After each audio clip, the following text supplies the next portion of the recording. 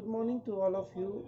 Myself, Shivsankar Kumar Singh, Assistant Professor of Brilliant Institute of Education, Dobi Road, Gaya.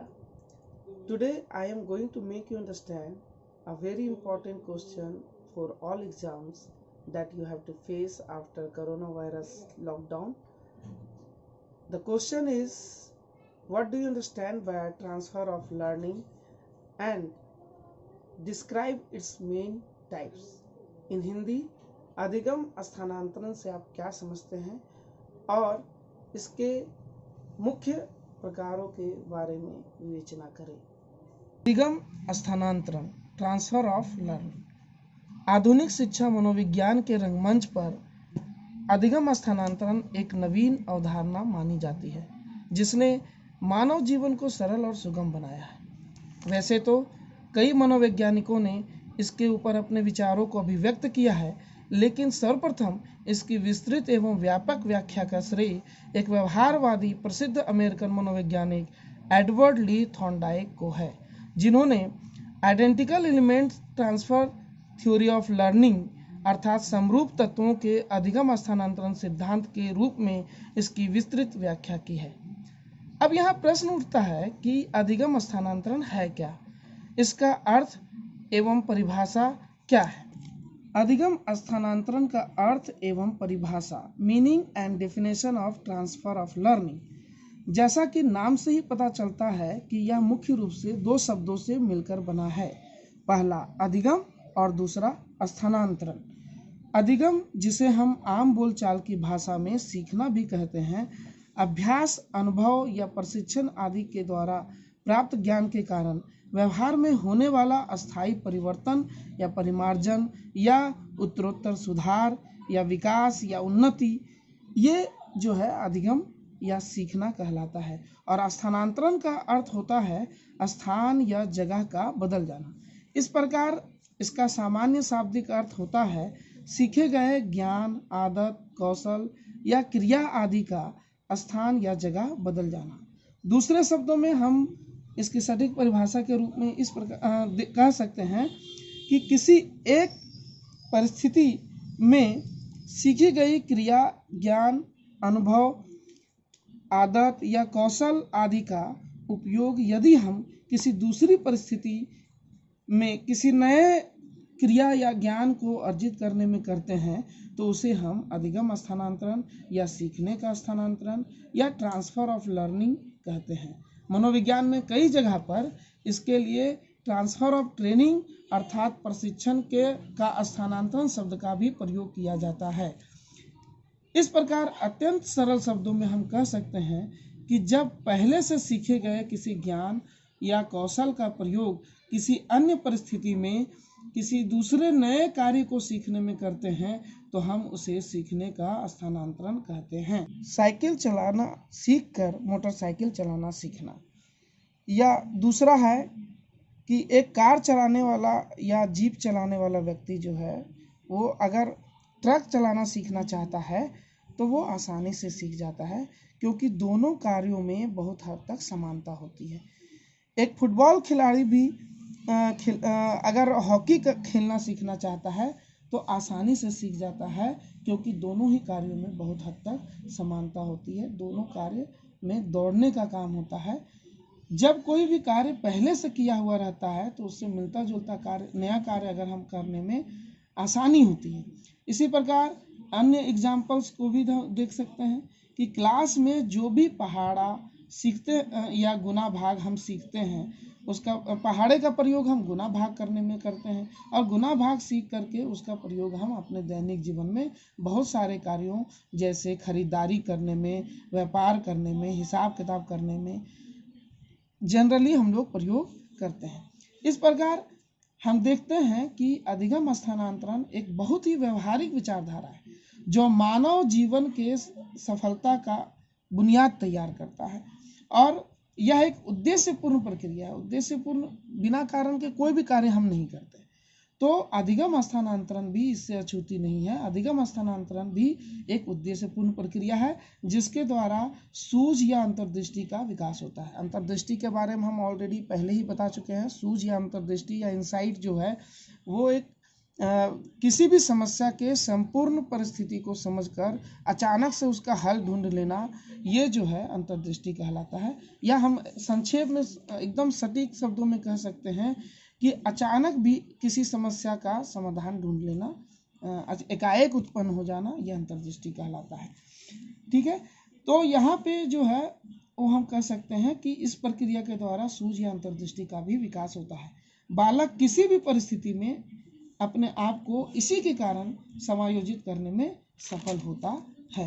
अब आइए हम अधिगम स्थानांतरण की कुछ मनोवैज्ञानिक परिभाषाओं के बारे में भी विस्तार पूर्वक संक्षेप में अध्ययन करते हैं। पहला हो गया सोरेनसन के अनुसार, इन्होंने कहा था कि transfer refers to the transfer of knowledge, training and habits acquired in one situation to another। इसका अर्थ है कि स्थानांतरण एक परिस्थिति में अर्जित ज्ञान, प्रशिक्षण एवं आदतों को दूसरी परिस्थिति में स्थानांतरित किए जाने का उल्लेख करता है।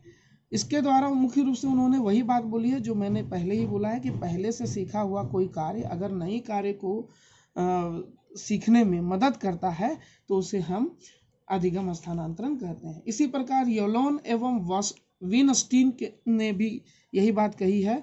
उन्होंने कहा है कि transfer of learning means that performance of one task is affected by performance of another task. इसका अर्थ है कि अधिगम स्थानांतरण से अभिप्राय है एक कार्य की निष्पत्ति का दूसरी निष्पत्ति से प्रभावित होती है। अधिगम स्थानांतरण से अभिप्राय है एक कार्य की निष्पत्ति का दूसरी निष्पत्ति से प्रभावित होती है।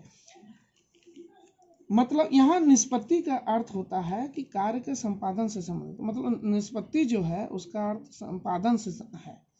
ठीक है, तो आइए हम इसके बारे में विस्तार पूर्वक अब इसके प्रकारों के बारे में हम लोग चर्चा करते हैं। मुख्य रूप से अधिगम स्थानांतरण के 3 प्रकार माने जाते हैं और ये 3 प्रकार जो है वो निम्नलिखित है। अधिगम स्थानांतरण के 3 प्रकार। पहला अधिगम स्थानांतरण के 3 प्रकार में पहला जो है वो है धनात्मक अधिगम स्थानांतरण, जिसे हम पॉजिटिव ट्रांसफर ऑफ लर्निंग या सकारात्मक अधिगम स्थानांतरण भी कहते हैं। जब पहले से सीखा हुआ कोई ज्ञान या कौशल किसी नए ज्ञान या कौशल को सीखने में सहायता करे या सहायक सिद्ध हो, मतलब उसमें सकारात्मक प्रभाव डाले, तो निश्चित रूप से वो जो है वो धनात्मक अधिगम स्थानांतरण कहलाएगा। ये मुख्य रूप से अधिगम स्थानांतरण का ही पर्यायवाची एक तरह से कह सकते हैं आप। जैसे अगर कोई व्यक्ति पहले से अगर कोई व्यक्ति साइकिल चलाना जानता है और वह अगर मोटरसाइकिल चलाना सीखना चाहता है तो वो आसानी से सीख लेता है, क्योंकि दोनों में बैलेंस, हैंडल वगैरह बैलेंस करके चलाने की साम्यता होती है। दूसरा, अगर टाइपिंग जो व्यक्ति जानता है, अगर वो टाइपिंग पहले से जानता है और अगर वो पियानो सीखना चाह रहा है या हारमोनियम बजाना सीखना चाहता है तो वो जल्दी ही सीख लेता है। इसके पीछे भी वही धनात्मक अधिगम स्थानांतरण ही कारगर होता है। दूसरा है कि तीसरा हम कह सकते हैं कि अंग्रेजी सीख करके उसका प्रयोग हम पत्र व्यवहार करने के लिए, जो हम लोग क्लासरूम में अंग्रेजी सीखते हैं उसका प्रयोग हम जनरली बातचीत करने या पत्र व्यवहार करने में भी करते हैं। तो ये भी जो है धनात्मक अधिगम स्थानांतरण का एक उदाहरण है। कुल मिलाकर के हम कह सकते हैं कि धनात्मक अधिगम स्थानांतरण में पहले से सीखी हुई कोई कार्य नए कार्य को सीखने में सहायता करती है, और जितनी अधिक इसमें एक बात ध्यान देने वाली ये होती है कि जितनी अधिक समानता होगी उतना अधिक धनात्मक अधिगम स्थानांतरण होगा। ठीक है, इसमें जो है दो पुराना कार्य और नए कार्य में दोनों में बहुत हद तक समानता होती है, अधिक समानता होती है, और तभी जो है पुराना ज्ञान नए ज्ञान को सीखने में सहायता करता है। दूसरा हम लोग देखते हैं ऋणात्मक अधिगम स्थानांतरण, जिसको हम नेगेटिव ट्रांसफर ऑफ लर्निंग या नकारात्मक अधिगम स्थानांतरण भी कहते हैं। इसके अंतर्गत में क्या होता है कि जब पहले से सीखा हुआ कोई ज्ञान या कौशल या आदत जो है किसी नई परिस्थिति में नए ज्ञान को अर्जित करने में बाधा उत्पन्न करता है या रुकावट उत्पन्न करता है तो उसको हम ऋणात्मक अधिगम स्थानांतरण या नकारात्मक अधिगम स्थानांतरण कहते हैं। इसमें जो है नेगेटिव इफेक्ट पड़ता है, प्रभाव जो है पड़ता है। और इसमें जो है पूर्व ज्ञान और नया ज्ञान दोनों में जो है विरोधाभास पाया जाता है। और यही वजह है कि इसमें जो है पुराने ज्ञान जो होता है वो नए ज्ञान को सीखने में बाधा उत्पन्न या रुकावट उत्पन्न करता है। जैसे एक बांग्ला भाषा जानने वाला व्यक्ति जो है अगर हिंदी बोलना सीखना चाहता है तो कई बार वो जो है हिंदी के शब्दों में बांग्ला का भी प्रयोग कर देता है। तो क्या यहाँ पे क्या हुआ कि बांग्ला भाषा के जो शब्द हैं वो हिंदी भाषा को सीखने में रुकावट उत्पन्न करते हैं। इसी तरह दूसरा एग्जाम्पल भी हम ले सकते हैं कि दाहिने हाथ से लिखने वाला व्यक्ति को अगर बाएं हाथ से लिखने के लिए कहा जाए, अगर सीखे तो उसमें क्या होगा, वो सीख तो जाएगा लेकिन काम बहुत धीमे होता है। मतलब दाहिना हाथ से करने का चूंकि वो अभ्यस्त हो जाता है तो बाएं हाथ से करने में बाएं हाथ से अभ्यास नहीं होने के कारण उसमें रुकावट पैदा होती है। तीसरा कह सकते हैं कि कोई अंग्रेज अगर है और वो अगर हिंदी बोलने का प्रयास करता है तो हम देखते हैं कि अक्सर वो हिंदी का सही से उच्चारण नहीं कर पाता है। ऐसा इसलिए होता है क्योंकि अंग्रेजी वो पहले से जानता है और उसका एक्सेंट उस तरह से हो गया है। तो इस प्रकार हम देखते हैं कि ऋणात्मक अधिगम स्थानांतरण जो है उसके अंतर्गत जो भी व्यक्ति होता है वो नए ज्ञान को सीखने में पूरा पहले से सीखा हुआ ज्ञान जो होता है वो नए ज्ञान को सीखने में बाधा उत्पन्न करता है। तीसरा है शून्य अधिगम स्थानांतरण, जिसको जीरो ट्रांसफर ऑफ लर्निंग कहते हैं। इसमें क्या होता है कि पुराना पहले से सीखा गया ज्ञान या कार्य जो होता है वो नए ज्ञान या कार्य को सीखने में ना तो बाधा उत्पन्न करता है और ना कोई रुकावट उत्पन्न करता है, ना ही कोई प्रकार का सहायता करता है, मतलब बिल्कुल प्रभावहीन होता है। तो ऐसी अवस्था को जो है वो शून्य अधिगम स्थानांतरण की अवस्था कहते हैं। ये इस परिस्थिति में क्या होता है, इसका हम एक और एग्जाम्पल के जरिए हम इसको समझ सकते हैं। जैसे सोना बनाने का जो काम करता है उस व्यक्ति अगर लकड़ी बनाने का काम सीखने लगे तो सोना बनाने वाला कार्य किसी तरह से उसकी मदद लकड़ी बनाने का से कोई लेना देना नहीं है, किसी प्रकार से वो मदद नहीं करेगा। वो सोना का चांदी का जो कारीगरी है वो लकड़ी बनाने में बहुत ज़्यादा मदद नहीं करेगा। और यही वजह से है इसको शून्य अधिगम स्थानांतरण, यहाँ हम कहेंगे कि शून्य अधिगम स्थानांतरण हुआ। दूसरा, इसमें एक और एग्जाम्पल के द्वारा समझ सकते हैं कि साइकिल का पंचर बनाने वाला व्यक्ति अगर हलवाई का काम सीखना चाहे तो साइकिल का पंचर बनाने का जो है हलवाई का काम सीखने से कोई लेना देना नहीं है। तो यहाँ पे किसी भी प्रकार से कोई भी तरह का अधिगम स्थानांतरण नहीं हो रहा है। तो हम इस प्रकार हम देखते हैं कि मुख्य रूप से ये 3 प्रकार हैं।